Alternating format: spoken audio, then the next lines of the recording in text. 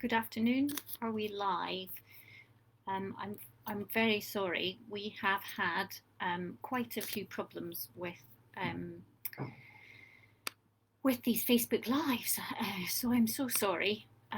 But we are hopefully live now, and I can answer any questions that you may have. So for those that haven't been able to attend these lives before, my name is Wendy Randall, and I'm one of the consultant midwives at the John Radcliffe Hospital. So the purpose of these lives is, having got mascara all over my is hopefully to be able to answer some of the questions you may have. So again, for those that joined last week, I'm very sorry there was a signal issue.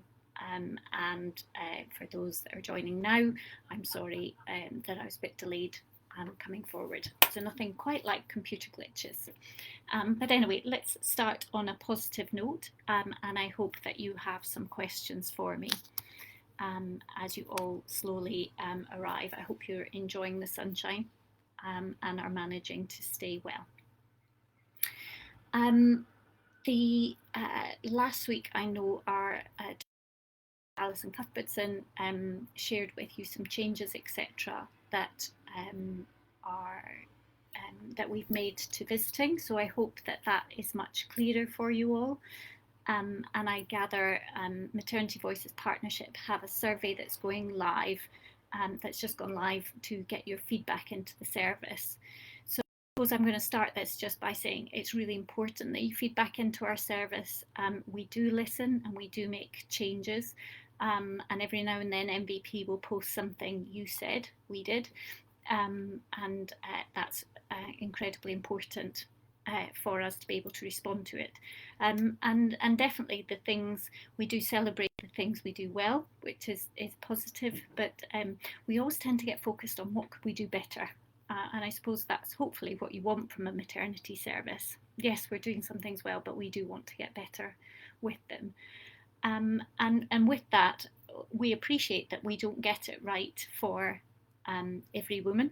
And we are trying. We've had a big drive to continuity of carer, which sadly during the pandemic went a little bit awry because of the visiting, etc.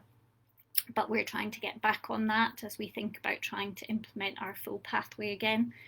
And like I said, we like to hear from you, and we like to hear the positives as well. This next Wednesday, the 5th of May, is actually International Day of the Midwife. And we would really love you to share with us some of the positive message that you could have for our midwives, because it's been difficult for everyone. It's been very, very difficult for you. It's been difficult with the midwives trying to balance the care that they're trying to provide in the current restrictions, and whilst you're all fed up of lockdown, etc., so are the midwives. So if you have any nice stories or nice thoughts that you would like to share with them, then please do let us know. We think that everybody's doing as best a job as we can do. Like I said, I'm sorry we're not getting it right for everyone, but for those of you out there who have had a positive experience, please can you share it with us, because we'd love to hear from you. So thank you for that. So I'm going to move on because I think Emily has just posted for us. So Emily, you've breastfed a 3-week-old baby and you've been discharged from midwives. You're having some problems with latching. Baby has a small tongue tie. And you left messages with health visitors, but just wanted to check that it was right to contact them rather than the midwifery team. So Emily, yes, at this point you would be handed over to the health visitors, and I hope that the health visiting team will get back in touch with you, because they equally have the same level of training that we do to support you. If you haven't heard back from them and you feel that you need more advice, then you could contact one of our midwifery-led units, whichever one you're closest to, and see if they can help you. And remember, we have the infant feeding team that go live every Thursday afternoon at 2:30, and they might be able to help you as well. So ideally it would be the health visitors, but obviously if you need help with breastfeeding and you're not managing to get through to somebody, then absolutely come to us. There are also things like, I think it's Oxford Breastfeeding Alliance. I'm not sure what they're doing in terms of the pandemic, if they've had any changes, but it may be worth getting in touch with them. And there'll be other breastfeeding groups out there, peer support groups, that might be able to help you. So do reach out and ask questions. And Emily, this is actually quite a good forum. So if you post during our discussion where you're living, not your direct address, but if you were in Wantage or Wallingford or whatever, if you post that, there might be somebody on this chat who has found another resource that might be helpful. So you might want to try that. So then there's a message from Paula. Good afternoon, Wendy. My 2 previous labours were preterm, so 33 plus 5 and 36 weeks, and you really wanted to try water birth. Your midwife is unsure that if you're not 37 weeks, you can't go into the birthing pool. So you're currently at 35 plus 6, which is brilliant. That's really good. I'm glad that you're getting there, Paula, and your pregnancy will be a bit longer. So in terms of giving birth in water, Paula, if you go into labour before 37 weeks, it is considered a premature labour. And with that, we recommend continuous monitoring of baby's heartbeat. We do have wireless and waterproof monitors, which means that people can still use the pool. If you were 36 weeks pregnant, for example, and you went into labour, yes, you could use the pool for labour. Wouldn't necessarily recommend that you give birth in the pool, but you could come out of the water to birth your baby. Of course, if you get to 37 weeks, that's absolutely fine for babies to be born in water, but I think we have to consider that this is that it would be a preterm labour and birth. So I hope that answers your question. So it's not that it's a no, but we need to be able to monitor baby effectively, but we have got monitors to do that with. So Andrea, oh, thank you. So your little boy is 7 weeks and soon he'll have his first vaccine. You're anxious about it. Is there any advice to do beforehand just to avoid high temperature, and other symptoms? So I think, Andrea, I'm not sure that this is necessarily my speciality, because midwifery goes up to 6 weeks, and the things that I probably did with my children, who are now in their late teens and 20, they probably tell you that you can't do that anymore. So I'm not sure I'd be the one to give you the best advice. I know we very probably overused Calpol when my children were younger, but we did used to give them Calpol before their injection. But I'd probably suggest that you talk to your health visitor about that one, because I'm not sure where their stance is on that anymore. But absolutely keeping them well hydrated, and we obviously don't recommend giving them water at 7 weeks, but making sure that baby's well fed and responsive, because if they get hot and bothered, they get thirsty. So you might find that you just have to either breastfeed or bottle feed more, depending on what you're doing. Glad that was helpful, Emily. So Bridie, does the birth after thought service only go over what happened during labour, or does it cover antenatal care too? Have some questions regarding the antenatal side of things, and I don't want to waste anyone's time if birth after thoughts is the wrong service to use. Bridie, absolutely we cover all aspects, because we appreciate that it isn't just about what happens in the labour. So when you have your birth afterthought session, the midwife will have your notes in front of them. So, when you talk to them, you can say it's specifically my antenatal care I wanted to talk about. If it's things that happened obstetrically, the midwife might not be able to say whether, whatever the doctor did, what could have been done differently. But, if ever that we have these questions raised and we're not sure, it's okay for us to say we're not sure. And there are plenty of people that we can talk to get the wider picture for you. But yes, I appreciate that's probably not the right name for it. But yeah, birth afterthoughts covers the whole continuum. of care. Alexandra, you're saying, are we going to get the red book after birth from the hospital or need to get it from the health visitor? So Alexandra, we give you it, the midwife always starts the red book after you've had the baby. So we have a store of them. I think at some point it's going to be going digital, the red book, but it hasn't gone digital yet. But yes, it will come from us. Oh, and Louise has printed some support group information. Thank you, Louise. As ever, Oxford Maternity Voices Partnership are there saving the day, giving us the information to share. So thank you.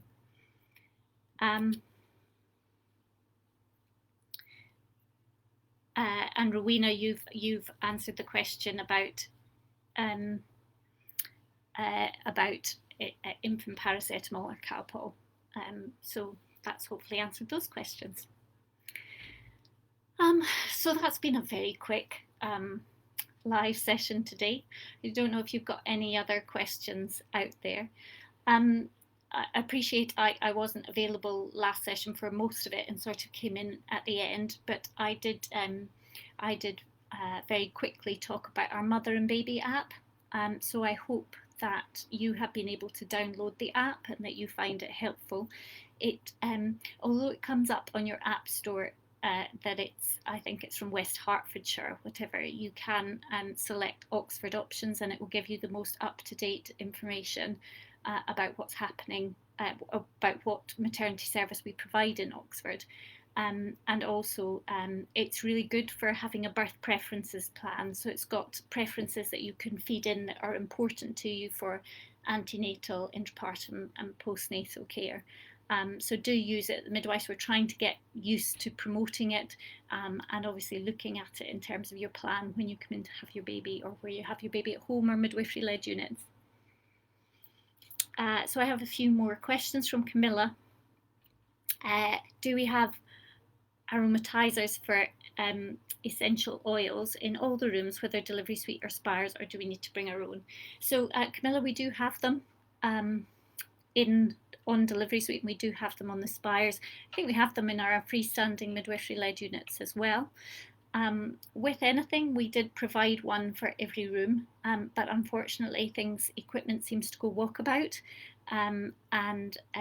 so in that scenario, you know, we may not have one in every room when you go in, but we'll hopefully be able to get one for you.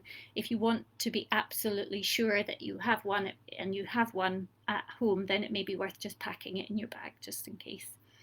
But we should be able to provide you with one. Jenny, you're asking, does OUH John Radcliffe follow the OASI care bundle to prevent tears during birth? So to explain that to other people on the call, OASI, each letter stands for something, and it's basically related to a tear that can happen when you have a baby vaginally. A lot of women will have a tear. So roughly about 85% of women have a tear, but only 60 to 70% of those people need stitches. You know, and sometimes the tear that you have can be bigger and can extend down into your anal sphincter.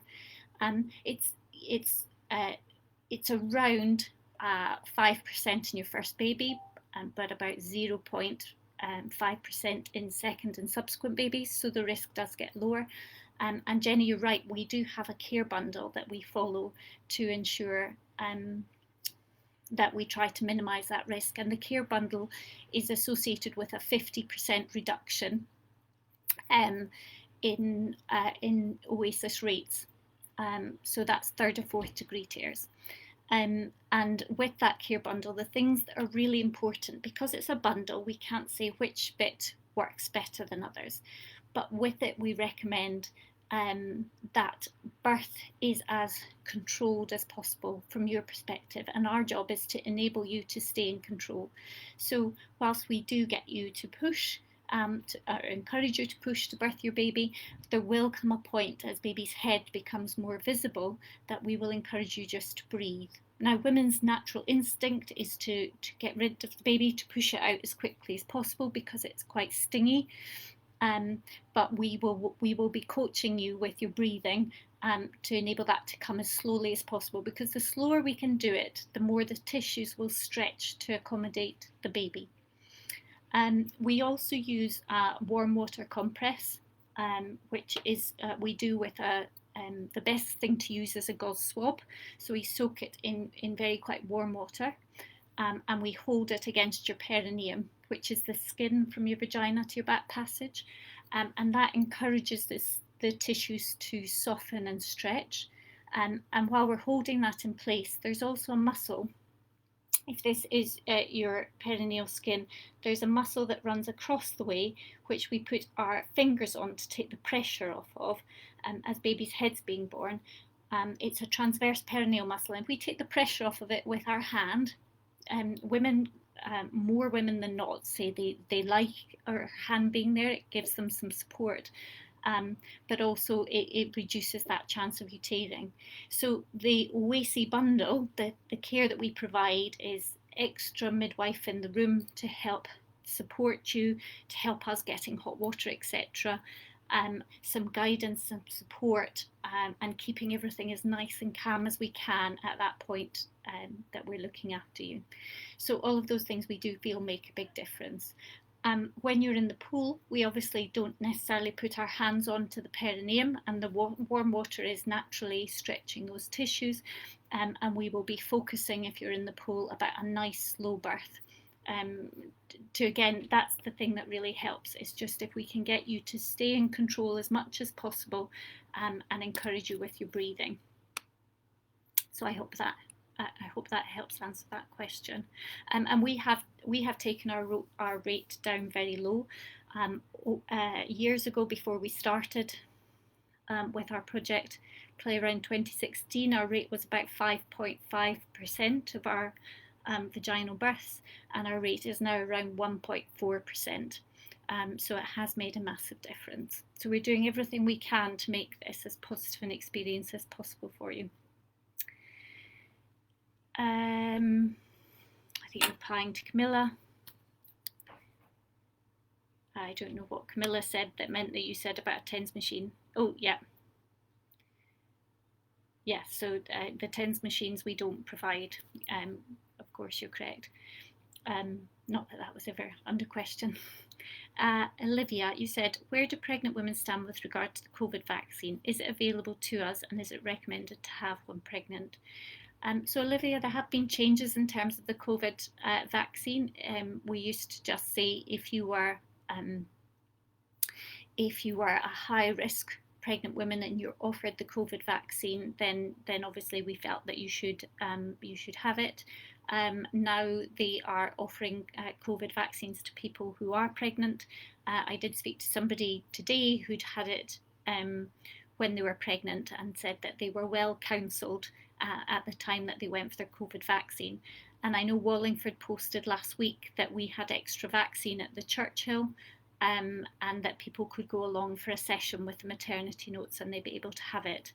I'm not sure if that's still the case now, or whether because with the Pfizer vaccine we have to defrost it, and whatever we defrost we use up. So I'm not sure whether it was just that we had extra that way or not.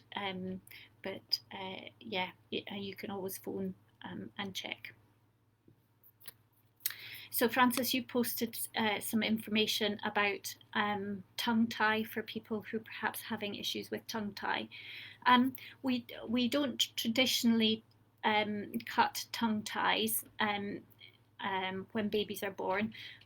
What we do is we look at feeding technique.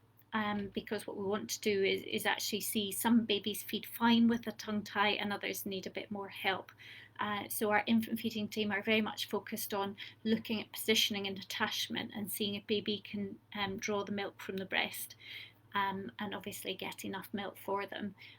But we do have a list via the NHS that you can have a tongue tie revised, but obviously there's a bit more of a delay than private practitioners. But obviously can't be seen to be recommending one practitioner over another. I think there are various ones out there if that's what you want in various different areas. But I think if you do a search in Google, they'll probably tell you who can help. Lauren, you've high blood pressure and we're booked in for a cesarean section as baby was breech. And it's finally turned, so it's been cancelled. If all happens naturally before the induction date, will I have to stay in once baby's here, or will you be allowed home the same day? So Lauren, if it's all about managing your blood pressure and how that is. So generally we'd look at a picture because you have changes after you've had a baby. We have changes in our circulation and obviously demands on our body. So it's good for you to stay in for us to manage that blood pressure to make sure it's okay. If you've been managing your blood pressure at home and have one of our home blood pressure monitors, then it may be that you can go home earlier with the blood pressure monitor, as long as we know we give you set parameters and you can come back. So I think it's quite an individual decision, and it depends what's happening. But ideally, we try to get women home as quickly as they can. Because generally it's much better for you. It's less noisy there and you have more freedom over visiting. And then Laura, you've been using an Anibol recommended on your NCT course to help prepare you for the birth and practicing getting used to birthing techniques. There are various devices out there that people can use, and it is all about enabling that perineum to stretch. You can find it useful, but I agree with Laura that perineal massage is good too, so you don't actually have to go out and buy a piece of equipment to do it.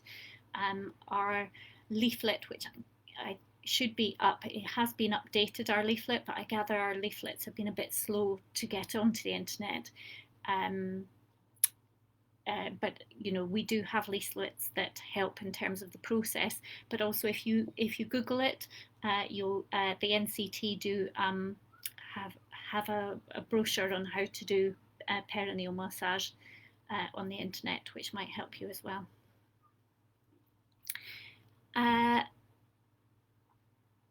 Yeah, so I think that's the rest of the questions for today.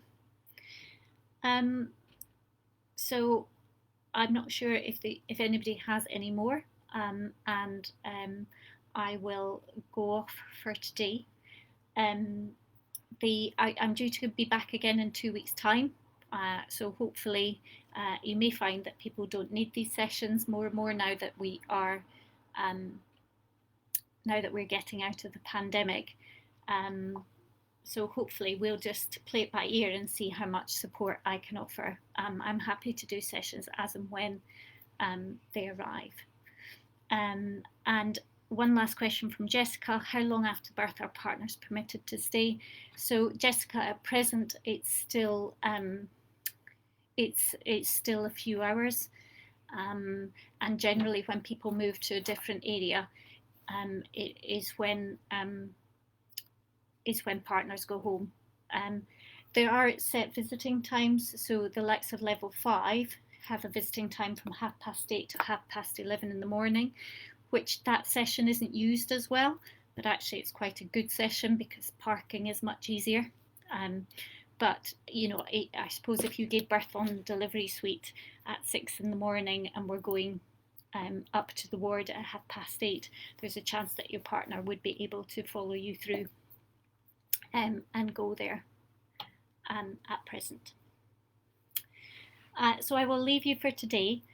Thank you very much, and please, if you feel that you do have positive messages that we can share with our midwifery team, that would be amazing. We do want to do everything we can to support them. And International Day of the Midwife is all about invest in midwives and how best to invest in them by being incredibly positive about the things that they do well.